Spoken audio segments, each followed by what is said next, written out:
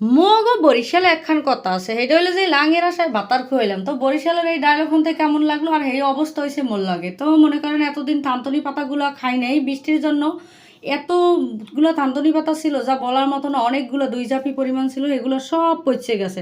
তো বৃষ্টির কারণে লাঙের আশায় বাতার খুয়াইলাম, এদিক গিয়া মনে করেন সব পাতাই নষ্ট হয়ে গেছে। এখন যা ছিল এগুলারে সুন্দর কইরা এবার তেলের উপরে ভাইজে লইতে আসি। এগুলো ভাজার জন্য বেশি কিছু লাগে না, সুন্দর করে চাউলের গুঁড়া, ময়দা ও চিনি, নুন, ঝাল দিয়ে বড়া বানাইতেছি। এগুলো খেতে অনেক মজা।